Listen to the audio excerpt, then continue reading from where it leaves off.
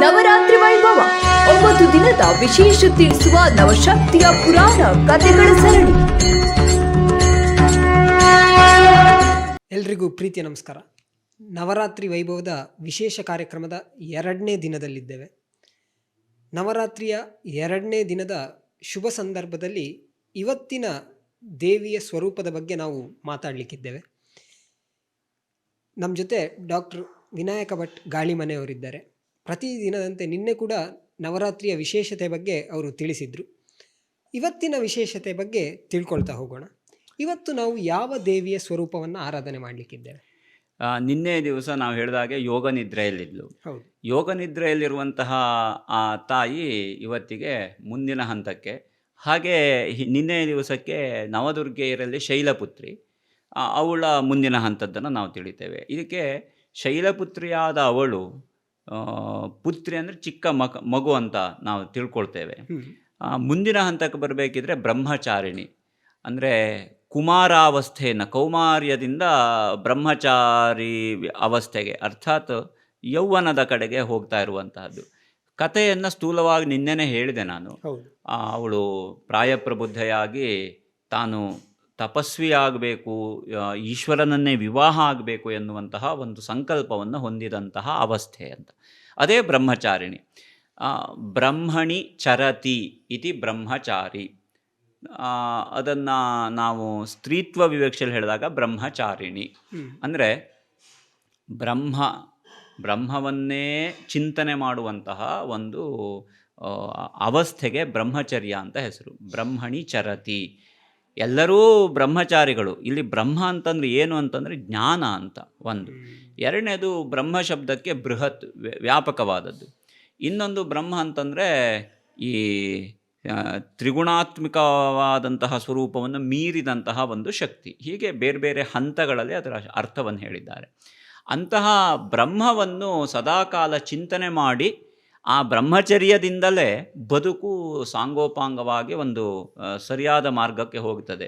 ಅದಕ್ಕೆ ಒಂದು ಮಾತು ಹೇಳಿದ್ರು, ಪ್ರಥಮೇ ನಾರ್ಜಿತಾ ವಿದ್ಯಾ, ದ್ವಿತೀಯೇ ನಾರ್ಜಿತಂ ಧನಂ, ತೃತೀಯೇನ ತಪಸ್ತಪ್ತೌ, ಚತುರ್ಥೇ ಕಿಂ ಕರಿಷ್ಯತಿ. ಇದರ ಅರ್ಥ ಏನಂತಂದರೆ, ಪ್ರಥಮೇ ನಾರ್ಜಿತಾ ವಿದ್ಯಾ, ವಿದ್ಯಾಧ್ಯಯನಕ್ಕೆ ಬ್ರಹ್ಮಚರ್ಯ ಮಾತ್ರ ಅದು ರಕ್ಷಣೆಯನ್ನು ಒದಗಿಸಬಲ್ಲದು. ಬ್ರಹ್ಮಚರ್ಯದಿಂದ ವಿಚಲಿತವಾದ ಒಬ್ಬ ವಿದ್ಯಾರ್ಥಿ ಬದುಕಿನಲ್ಲಿ ವಿದ್ಯಾರ್ಜನೆ ಮಾಡಲಿಕ್ಕೆ ಬಹಳ ಕಷ್ಟಪಡ್ತಾನೆ. ಉತ್ತಮವಾದ ಅವನ ಅರ್ಹತೆ ಅಧಮ ಅರ್ಹತೆ ಕೆಳಗೆ ಪಾತಾಳಕ್ಕೆ ಕುಸಿಯುವ ಸ್ಥಿತಿ ಇರ್ತದೆ. ಹಾಗೆ ಅಂದರೆ ಬ್ರಹ್ಮಚರ್ಯದಲ್ಲಿ ವಿಚಲಿತವಾದಾಗ. ಆದ್ದರಿಂದ ಬ್ರಹ್ಮಚರ್ಯ ಅವಿಚಲಿತವಾಗಿರಬೇಕು ಎನ್ನುವುದು ಅದರ ಸಂದೇಶ. ಆದರೆ ಅದಕ್ಕೆ ಹೇಳಿದರು ಪ್ರಥಮೇ ನಾರ್ಜಿತಾ ವಿದ್ಯಾ.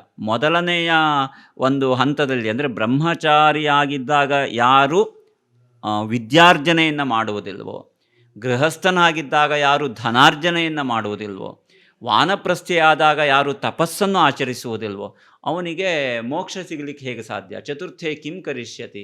ಬ್ರಹ್ಮಚರ್ಯ, ಗೃಹಸ್ಥ, ವಾನಪ್ರಸ್ಥ, ಸನ್ಯಾಸಕ್ಕೆ ಹೋಗಿ ಏನು ಮಾಡ್ತಾನೆ ಎನ್ನುವ ಸ್ಥಿತಿಯಲ್ಲಿ ಒಂದು ಮಾತನ್ನು ಹಿರಿಯರು ಹೇಳೋದನ್ನು ಕೇಳ್ತೇವೆ. ಇದೆಲ್ಲ ಅವಸ್ಥೆಗೆ ಅಡಿಪಾಯ ಯಾವುದು ಅಂತಂದರೆ ಬ್ರಹ್ಮಚರ್ಯ. ಹಾಗೆ ತಾಯಿ ಪಾರ್ವತಿ ಶೈಲಪುತ್ರಿಯಾಗಿ ಅವಳು ಏನು ಅವನ ಆ ಪರ್ವತರಾಜನ ಮಗಳಾಗಿ ಬೆಳೆದ್ಲು.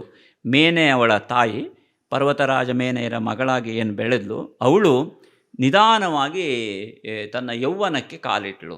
ಅದನ್ನು ಬ್ರಹ್ಮಚಾರಿಣಿ ಎನ್ನುವಂತಹ ಅವಸ್ಥೆ ಅಂತ ಹೇಳ್ತೇವೆ. ಇದ್ರ ಜೊತೆಗೆ ಅವತ್ತಿನ ದಿವಸ ನಾವು ನೋಡುವಂತಹದ್ದು ದೇವಜಾತ ದುರ್ಗಾ ಪೂಜಾ.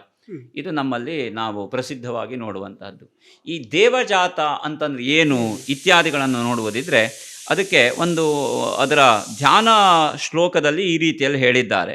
ಏನು ಹೇಳ್ತಾರೆ ಅಂತಂದರೆ, ಸಂಪೂರ್ಣವಾಗಿ ಅಲ್ಲಿ ಹಂಸರೂಢಾಂ ಶುಕ್ಲವರ್ಣಾಂ ಶುಕ್ಲಮಾಲಾದಿ ಅಲಂಕೃತಾಂ ಚತುರ್ಭುಜಾಂ ಸೃಕ್ಸ್ರುವಾಂಚ ಕಮಂಡಲು ಅಕ್ಷಮಾಲಿಕಾಂ ಬಿಭ್ರತೀಂ ಪೂಜೆಯೇ ದೇವೀಂ ದ್ವಿತೀಯಾಯಾಂ ಸದಾ ನೃಪ. ಈ ಮಾತನ್ನು ಹೇಳ್ತಾರೆ. ಇದರ ಅರ್ಥ ಏನು ಅಂತಂದರೆ, ಹಂಸವಾಹಿನಿಯಾದ ಶ್ವೇತ ವರ್ಣದಲ್ಲಿ ಕೂಡಿರುವ ಶುಕ್ಲ ಶ್ವೇತ ಮಾಲೆಯನ್ನು ಧರಿಸಿರುವಂತಹ, ಬಿಳಿಯ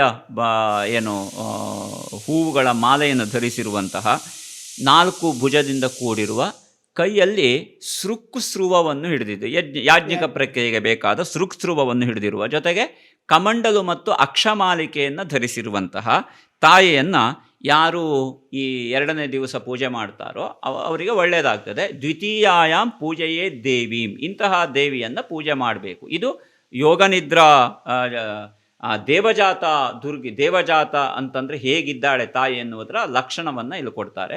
ಆ ರೀತಿಯಲ್ಲಿ ಎಂದಿನ ಹಾಗೆ ದೇವಿಯ ಆವಾಹನೆ ಮಾಡಬೇಕು, ಷೋಡಶೋಪಚಾರ ಪೂಜೆ ಮಾಡಬೇಕು, ಪಂಚಾಮೃತ ಪೂಜೆ ಮಾಡಬೇಕು.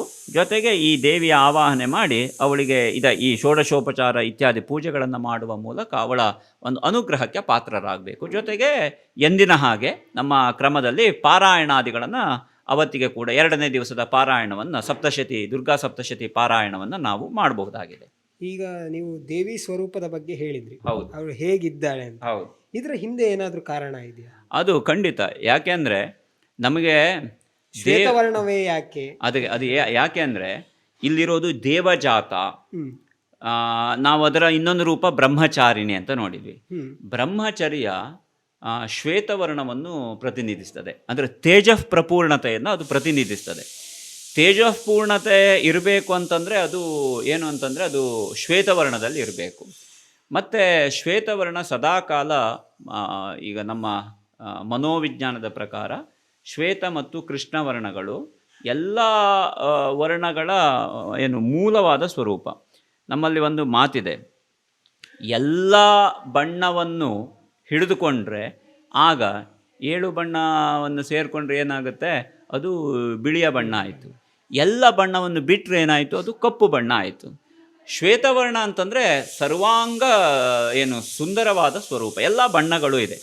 ಮತ್ತು ಶ್ವೇತ ಯಾವತ್ತು ಸತ್ವಗುಣದ ಪ್ರತೀಕ, ಸತ್ವಗುಣವನ್ನು ಪ್ರತಿಪಾದಿಸುವಂತಹದ್ದು. ಹಾಗಾಗಿ ಇಲ್ಲಿರುವ ನಿಜವಾಗಿ ಇರುವ ವಿಶೇಷತೆ ಏನಪ್ಪ ಅಂತಂದರೆ ಅವಳು ಸೃಕ್ಸ್ರುವ, ಆಮೇಲೆ ಕಮಂಡಲು ಮತ್ತು ಅಕ್ಷ ಮಾಲಿಕೆಯನ್ನು ಹಿಡಿದಂತಹ ದೇವಿ. ಬ್ರಹ್ಮಚಾರಿಣಿ ಅಲ್ವಾ? ಬ್ರಹ್ಮಚಾರಿಣಿಯಾದ ಅವಳು ಏನು ಅಂತಂದರೆ ತನ್ನ ಸ್ವರೂಪವನ್ನು ಯಾಜ್ಞಿಕವಾದ ಪ್ರಕ್ರಿಯೆಯಲ್ಲಿ ನಡೆಸಿಕೊಂಡು, ಅಂದರೆ ಆ ಯಜ್ಞ ಯಾವುದರ ಸಂಕೇತ? ಅಗ್ನಿಯನ್ನು ಆರಾಧನೆ ಮಾಡ್ತೇವೆ, ಅಗ್ನಿಯ ಮೂಲಕ ಆರಾಧನೆ. ಅಗ್ನಿಯ ಆರಾಧನೆ ಏನು ಹೇಳಿತು? ಪುನಃ ತೇಜಸ್ಸನ್ನು ಪಡೆದುಕೊಳ್ಳೋದು ಹೇಳಿತು. ಆದ್ದರಿಂದ ತೇಜಃ ಪ್ರಪೂರ್ಣತೆಯನ್ನು ಇದು ಪ್ರತಿನಿಧಿಸ್ತದೆ ಅಂತ ನಾವು ಹೇಳ್ಬೋದಾಗಿದೆ.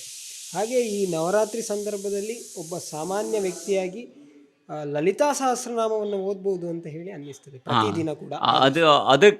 ಅದಕ್ಕೆ ಇನ್ನೊಂದು ನಿಮಗೆ ಮಾಹಿತಿಯನ್ನು ನಾನು ಕೊಡ್ತೇನೆ. ಏನಂತಂದರೆ ಲಲಿತಾ ಸಹಸ್ರನಾಮ, ಆಮೇಲೆ ದುರ್ಗಾ ಸಪ್ತಶತಿ, ಆಮೇಲೆ ಸಹಸ್ರನಾಮ ಪಠಣ, ಇವುಗಳನ್ನೆಲ್ಲ ನಿರಂತರವಾಗಿ ಮಾಡ್ಬೋದು. ಲಲಿತಾಂಬಿಕೆಯ ಆರಾಧನೆ ತುಂಬ ಶಕ್ತಿಯುತವಾದದ್ದು. ಲಲಿತಾ ಸಹಸ್ರನಾಮವನ್ನು ಈಗ ಏನಿದೆ ಅಂತಂದರೆ, ನಮ್ಮಲ್ಲಿ ಗಾಯತ್ರಿ ಮಂತ್ರ ಅಂತ ನಾವು ಯಾವುದನ್ನು ಧಿಯೋ ಯೋ ನಃ ಪ್ರಚೋದಯಾತ್ ಅಂತ ಹೇಳ್ತೇವಲ್ಲ, ಅದೇ ರೀತಿ ಲಲಿತಾ ಸಹಸ್ರನಾಮದ ಅಲ್ಲಿ ಬರಬಹುದಾದ ಒಂದು ಮಂತ್ರವನ್ನು ಹೆಣ್ಣು ಮಕ್ಕಳಿಗೆ ಇವತ್ತು ಉಪದೇಶ ಮಾಡ್ತಾರೆ.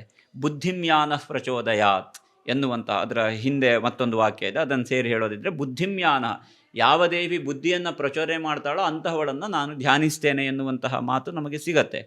ಆದ್ದರಿಂದ ಲಲಿತಾಂಬಿಕೆಯ ಆರಾಧನೆ ಕೂಡ ಈ ಸಂದರ್ಭದಲ್ಲಿ ಮುಖ್ಯವಾಗಿ 5ನೇ ದಿವಸಕ್ಕೆ ಲಲಿತಾ ಪಂಚಮಿ ಅಂತ ಹೆಸರು.